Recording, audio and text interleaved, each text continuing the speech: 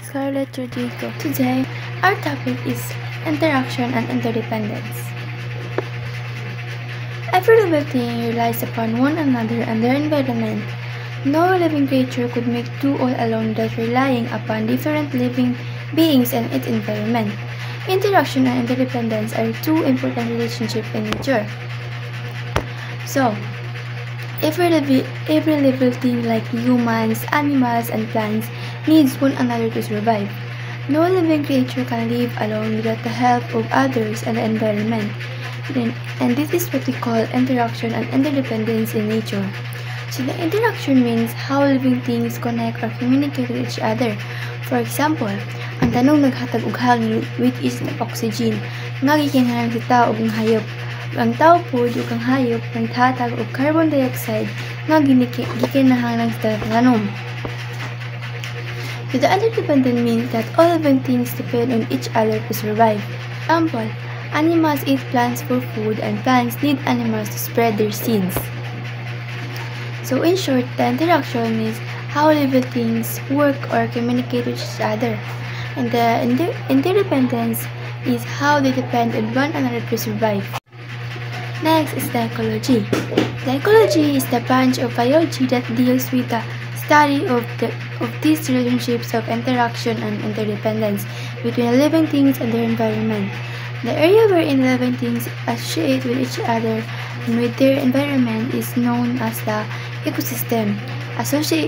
Association among species help shape ecosystem.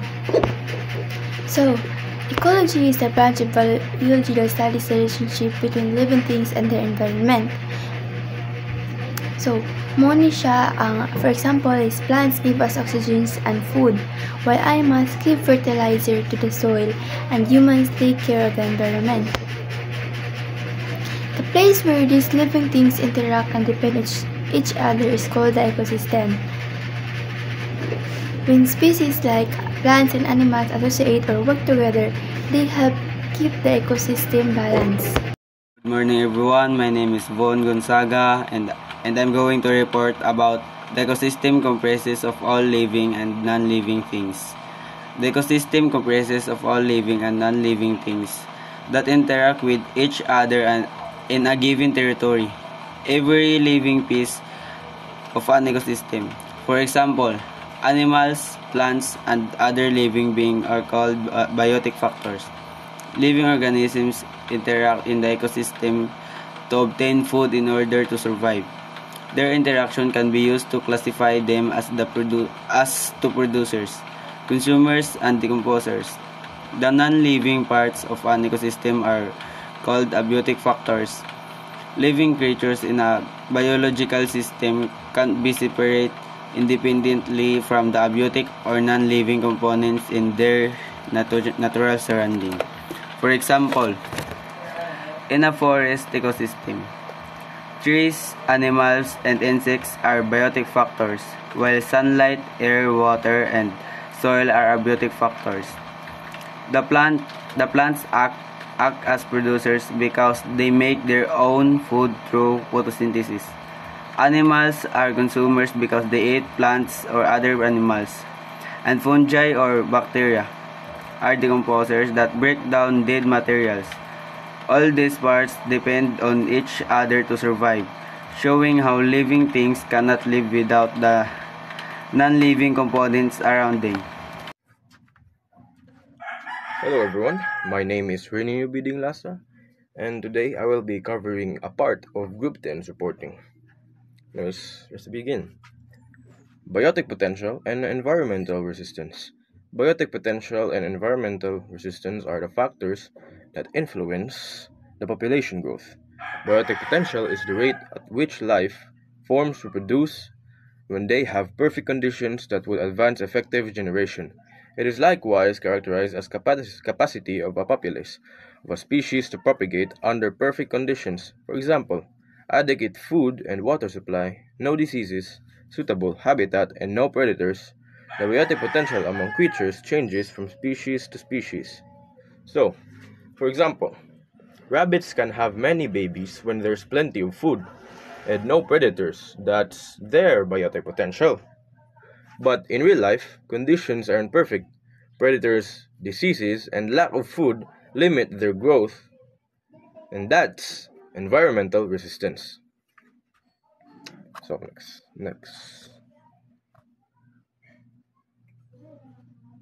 The following factors determine biotic potential. 1. Numbers of offspring per reproduction. 2. Chances of survival, age of reproduction. 3. Age at which propagation starts. 4. How frequently every individual replicate. So, biotic potential depends on how many babies an organism can have, how many survive, and the age it starts reproducing, and how often it can reproduce. So that's the biotic potential. And that is all for my part. Thank you for listening. Good morning, everyone. My name is Jabito M. Nunez, reporting about environmental resistance. Environmental resistance refers to the factors that can limit the growth of a population. It includes predators, competitors, disease, lack of food and water, and unsuitable habitat. The biotic, the biotic potential and environmental resistance influence the carrying capacity, which is defined as the maximum number of individuals that an ecosystem can support.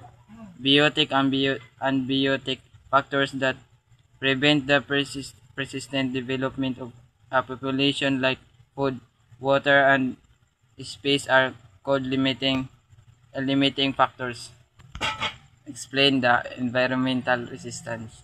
This refers to the sum of the environmental factors like predators, competition, disease, lack of resources that restrict the biotic potential of an organized a population.